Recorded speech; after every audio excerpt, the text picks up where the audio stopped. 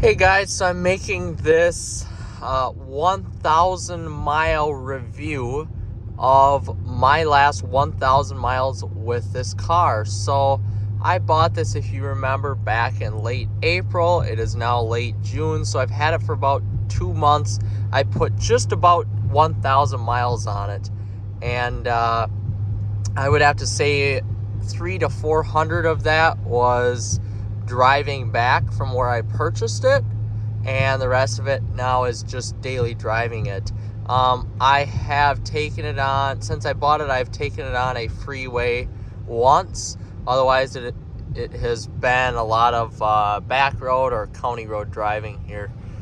And I do have to say, I am impressed with it. Now, what begs the question here, if I'm gonna keep it. You guys know here, if you watch the channel, I like to definitely buy cars and sell cars. So I've had, I think since I turned 16, I think I've had 9 different cars here, and I'm 25 now, so that's averages out to be about a car a year.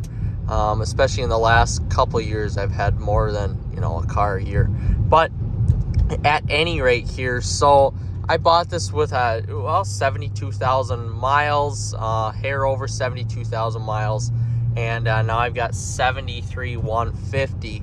So, this begs the question if I'm going to keep it here. I do need to get new front brakes, and I do need to get some headlight, not a headlight restore, but some headlight protectants and maybe some front PPF on the car if I am going to keep it here. But I do want to stick with the factory Brembos. I decided that after talking with one of my friends who has a mechanic shop, we decided that the front brakes on here weren't stock, and the rotors or the pads probably are, but the rotors aren't.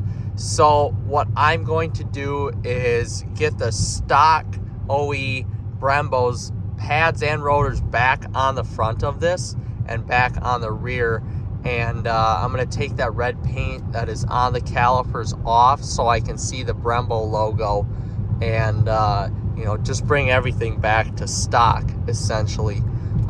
So basically I could leave the car as is and it'll drive just fine here. But if I want to get the brakes done, especially the fronts, I'm going to need to put probably about $500 into it here. And if I want to keep it and get some PPF and some headlight protectant, that'll probably be another $300, and I can do that myself. And rear tires eventually too. So you're looking at about $1,000, maybe a little bit over. So that's kind of my opportunity cost here.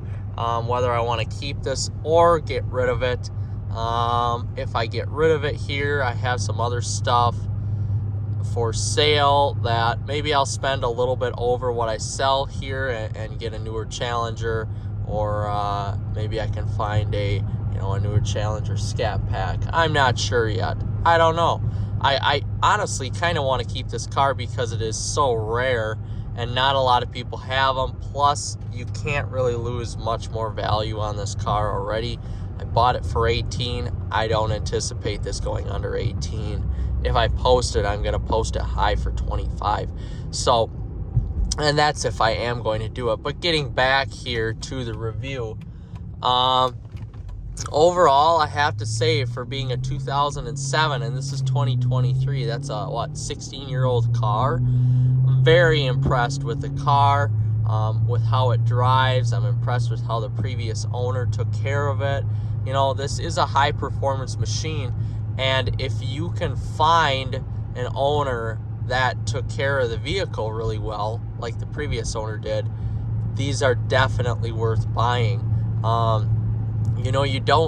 You have to realize that a Charger Challenger Magnum 300 in this form, you're going to get a lot of people who like to do burnouts and beat the shit out of these vehicles because they are, they are an affordable muscle car. They really are.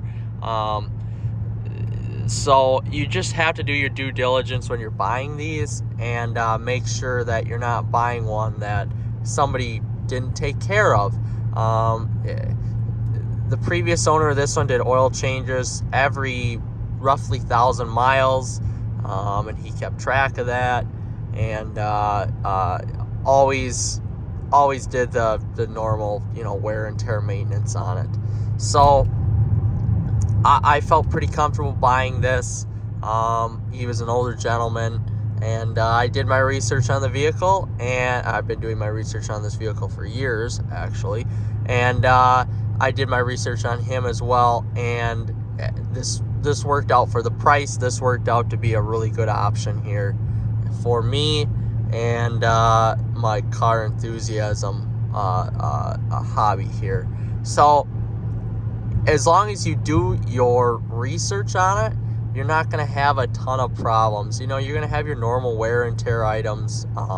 With these Chryslers, that was just a normal problem. The suspension, the tie rods, whatever that comes with this. But I haven't had any of those problems yet. So knock on wood, it's been very reliable and fun to drive so far. Transmission's a little clunky sometimes. I think that's just because this is an older Mercedes transmission. They were putting these in E-classes of the early 2000s. So, you're looking at a 20-year-old, basically 20-year-old in theory transmission.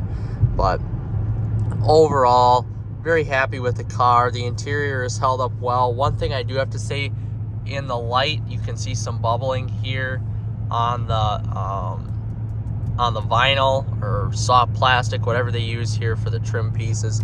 Make sure if you have one of these, you got a garage to stick this in. This thing is garage 24/7 basically. Even when I'm at work, I don't leave it out. I think the longest this has sat outside is at my house for an hour when I wanted to show it off. So make sure you use the proper UV protectant in here for some of this trim, this cheaper trim, and make sure that you have this garaged. I would highly recommend that with any vehicle really, but especially these older ones that are 16 years old. Besides the seats here, a lot of things in this interior are very cheap. Here's the thing, I didn't buy this car for the luxury. I was coming out of a Mercedes E550 with massaging seats and every option known to mankind. So I had the luxury, I had the chance to play with it, and I got enough luxury in my truck where I don't need two luxury vehicles. So I really didn't care about this. But it just sounds good. It just sounds so good. So I bought this because it is what it is. It's a high performance muscle car from the 2000s, and it's affordable, and it fits my needs, and I like it a lot.